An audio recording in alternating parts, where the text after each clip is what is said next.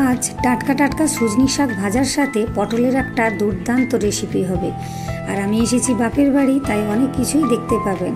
সব কিছু দেখার জন্য পুরো ভিডিও জুড়ে কিন্তু আপনাদের থাকতে হবে। নমস্কার বন্ধুরা, কেমন আছেন সবাই? ভালো তো? পাপিয়ার ঘরোয়া রান্না চ্যানেলটিতে সকলকে জানাই স্বাগত। আমি আজ বাপের বাড়িতে এসেছি, আর হাতে একটা আমার চুবড়ি আছে, দেখতেই পাচ্ছেন। এই চুবড়ি ভরে আমি সজনি শাক তুলব। চারিদিকে দেখছেন কত সজনি শাক হয়েছে, আর কি সুন্দর হাওয়া দিচ্ছে দেখুন। চারিদিকে হাওয়ার দোলায় ঘাস পাতাগুলো দুলে দুলে দোল খাচ্ছে। বাগদি বড়ি চুবড়ি ভরে নিয়ে শাক তুলছে পুকুর ধারে এসে। সেই কবিতাটা পড়েছিলাম না আমরা সবাই, রবীন্দ্রনাথ ঠাকুরের। আজ আমি বাগদি বুড়ি হয়েই চুবড়ি ভরে শাক তুলে নিচ্ছি। এই টাটকা টাটকা সজনি শাকের স্বাদ কিন্তু অসাধারণ। আর বাপের বাড়ি এসেছি, শাক তুলবো না, মাছ ধরবো না, তা কি হয়? তবে মাছটা ধরতে পারিনি। অনেকবার চেষ্টা করেছিলাম, বাবা বকাবকি করলো, তাই যেতে পারলাম না। পুকুর ভর্তি জল, তাই আর গেলাম না। জেদ করে নিজেকে ক্ষান্ত দিলাম। এই শাকগুলো তোলার পর কিন্তু এর পাতাটা মুড়ে যায় বা বন্ধ হয়ে যায়। কি টাটকা টাটকা শাক দেখুন, আর কি নরম কুচি কুচি একদম। চারিদিকটা সবুজ হয়ে রয়েছে, কি ভালো লাগছে দেখতে। আর তুলতেও কিন্তু আরও ভালো লাগছে। এই শাক তুলতে আমার ভীষণ ভালো লাগে, আর মাছ ধরতে ছোটোবেলা থেকেই। শাকগুলো কিন্তু আমি খুব ভালোভাবে এইভাবে হাত দিয়ে তুলে নিলাম।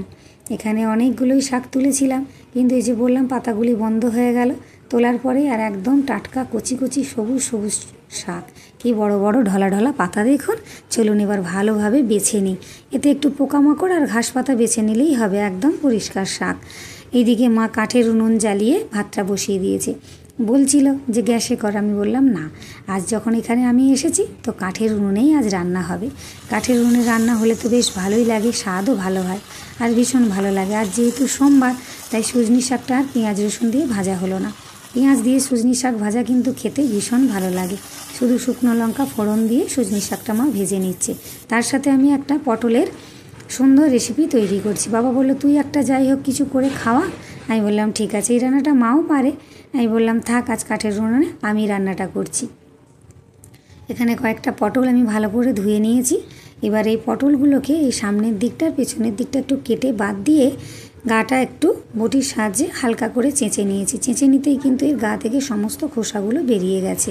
আর এই রান্নাটা কিন্তু অসাধারণ লাগবে। যারা কোনো দিন পটল পছন্দ করে না, তারাও কিন্তু ভীষণ ভালোবেসে খাবে এই পটলের দুর্দান্ত রেসিপিটা। একবার কিন্তু বাড়িতে অবশ্যই বানিয়ে খাবেন।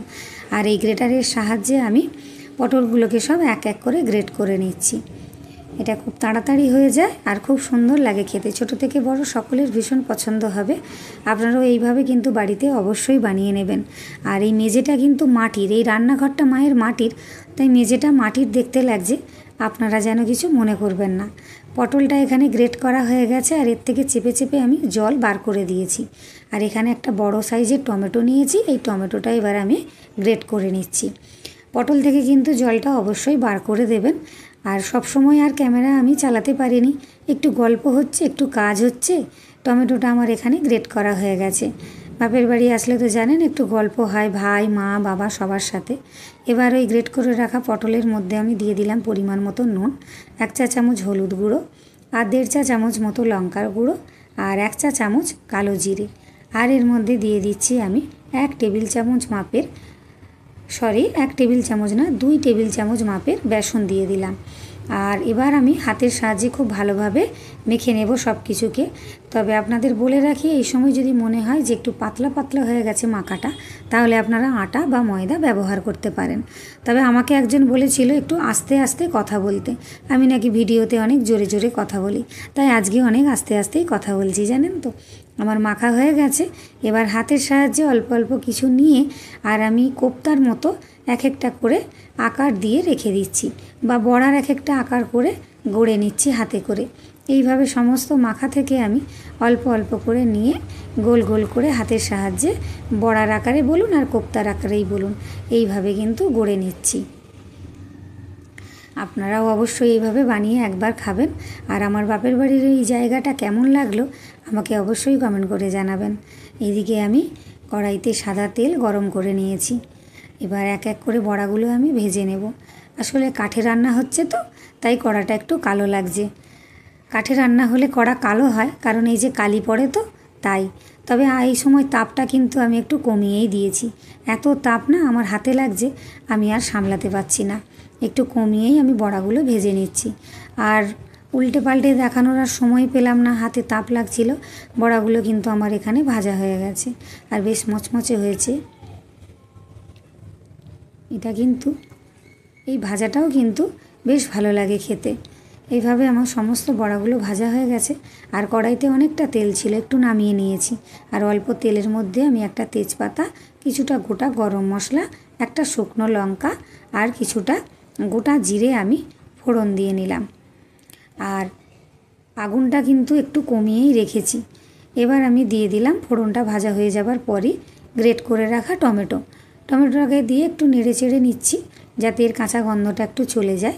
এর কাঁচা গন্ধটা চলে যাওয়ার পরই এর মধ্যে আমি দিয়ে দিলাম স্বাদ মতো নুন। আর দিয়ে দিলাম আমি 1 চা চামচ হলুদ গুঁড়ো আর 2 চা চামচ লঙ্কার গুঁড়ো। এই লঙ্কাটা আমার রোদ্দুরে দিয়ে শুকনো করে মিক্সিতে গুঁড়ো করে রেখেছি, তাই রঙটা ভীষণ সুন্দর আসে। আর দিয়ে দিলাম আমি 1 টেবিল চামচ মাপের আদা বাটা দিয়ে একটু নেড়ে চেড়ে নিচ্ছি, যাতে এর কাঁচা গন্ধটা রান্নার মধ্যে মিশে না থাকে। আর তাপটা দেখছেন একদম কমিয়ে দিয়েছি, কিন্তু তাপ বেশ ভেতর থেকে ভালোই লাগছে। আর মায়ের উনুনটাও বেশ সুন্দর, খুব ভালো লাগে কিন্তু কাঠের উনুনে রান্না খেতে। একটু নেড়ে চেড়েই মশলাটা কষিয়ে আমি কিছুটা আলু আগে থেকে সেদ্ধ করে রেখেছিলাম, সেটা ওই মশলার মধ্যে দিয়ে দিলাম। দিয়ে একটু ভালো করে নেড়ে চেড়ে আমি কষিয়ে নিচ্ছি। একটু কষানো হয়ে গেছে। এবার এর মধ্যে আমি আগে থেকে একটু পোস্ত বেটে রেখেছিলাম, শিলেই বেটে রেখেছিলাম পোস্তটা। মা মিক্সিটা সবসময় ব্যবহার করে না, অল্প একটু মশলার জন্য শিলই ব্যবহার করে।